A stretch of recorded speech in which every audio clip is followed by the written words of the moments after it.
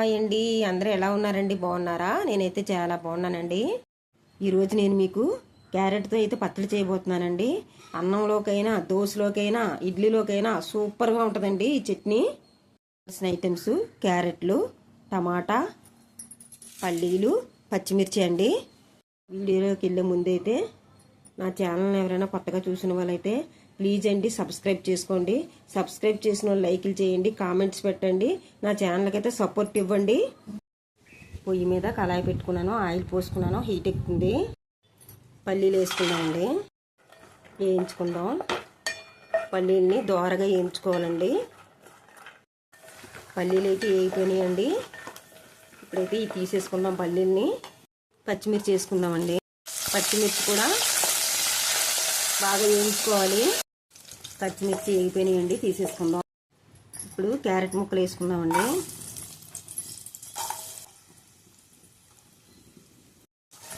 వేయించుకోండి. మంటని మీడియం ఫ్లేమ్లో పెట్టుకోవాలండి. మూత పెట్టుకొని మగ్గబెట్టుకోండి. చూడండి, క్యారెట్ అయితే ఇలా వేయించుకోవాలండి. ఇంతకంటే హార్డ్గా వేయకూడదు.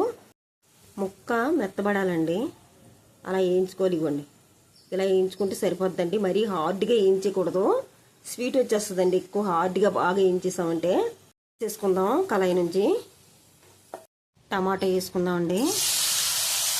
మంటని మీడియం ఫ్లేమ్లో పెట్టుకొని టమాటా సాఫ్ట్గా మగ్గించేసుకోవాలి. కొంచెం సాల్ట్ వేసుకుందామండి. టమాటా తొందరగా మగ్గిపోద్ది. కలుపుకోండి. కలుపుకొని మూత పెట్టుకొని మగ్గబెట్టుకోండి. ఇప్పుడైతే చూడండి, ఎంత చిన్నది తీసుకున్నాను చింతపండు. చాలా తక్కువ తీసుకోవాలండి. ఎక్కువ వేస్తే మాత్రం డిఫరెంట్ టేస్ట్ అయిపోతుంది. కొంచెం వేసుకోవాలి అంతే. ఇవ్వండి, వేస్తున్నాను చింతపండు. టమాటాతో పాటు మగ్గించేసుకోవాలి. టమాటా మొత్తం మగ్గిపోయిందండి. ఇప్పుడైతే చల్లార్చేసుకుందాం మొత్తం ఐటమ్స్ని. పాన్ అయితే పెట్టుకున్నానండి. పొయ్యి మీద ఆయిల్ పోసుకున్నాను, హీట్ ఎక్కుతుంది. శనగపప్పు వేసుకుందాం. కలుపుకోండి. జీలకర్ర వేసుకోండి, మిర్చి వేసుకోండి, కలుపుకోండి. అయితే వేగిందండి. ఇప్పుడు కరివేపాకు వేసుకుందాం. కొంచెం కొత్తిమీర వేసుకుందాం. వేసుకోండి. పోపు చల్లారి చేసుకోవాలండి. అయితే పచ్చడి ఉప్పుకుందామండి. ముందుగా పల్లీలను వేసుకుందాం, ఉప్పుకుందాం.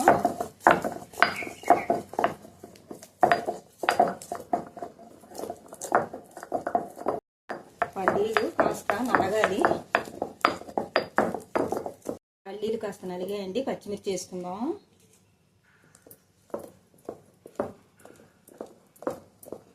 పెట్టుకోండి మెత్తగా. కాస్త పల్లీలు పచ్చిమిర్చి కాస్త బాగా నలగాలండి. చూడండి, పల్లీలు పచ్చిమిర్చి కాస్త నలిగాయి. ఇప్పుడైతే ఈ వెల్లుల్లిపాయ రెబ్బలు వేయాలండి. కొన్ని పచ్చివే వేసుకోవాలి. రుబ్బుకుందాం. పెద్ద టీ స్పూన్ జీలకర్ర కూడా వేసుకోవాలి. వేసుకుందాం, రుబ్బుకుందామండి.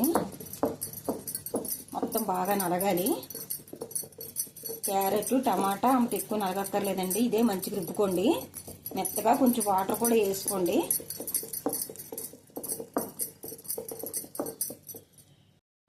కొంచెం వాటర్ వేసుకోండి. పల్లీలు పచ్చిమిర్చి అంతా బాగా నలిగిందండి. ఇప్పుడైతే క్యారెట్ వేసుకుందాం. క్యారెట్ వేసుకుందామండి. రుబ్బుకుందాం.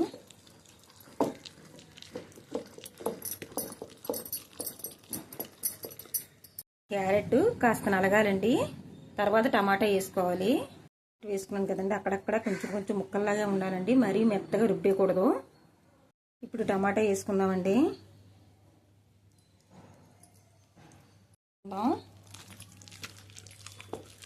టమాటా వేసి మరీ మెత్తగా రుబ్బేకండి.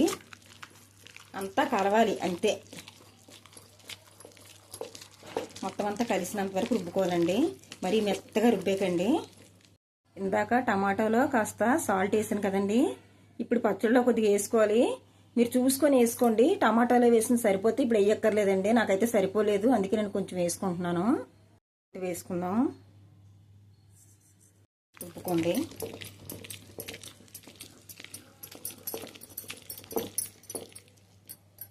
పచ్చడి అయితే నలిగిపోయిందండి. అక్కడక్కడ క్యారెట్ టమాటా తగులుతూ ఉండాలి. అందుకని మిక్సీలో వేయకూడదండి. ఇలా రుబ్బుకుంటే చాలా టేస్ట్గా ఉంటుంది. మిక్సీలో వేసుకుంటే చూసుకొని వేసుకోండి. ఇప్పుడైతే తీసేసుకుందామండి, ఎత్తేసుకుందాం పచ్చడిని గిన్నెలోకి. పచ్చడి అయితే మొత్తం తీసేసుకున్నానండి గిన్నెలోకి. ఇప్పుడు పోపు వేసుకుందాం. మొత్తం పోపు అంతా వేసేసి బాగా కలుపుకోండి.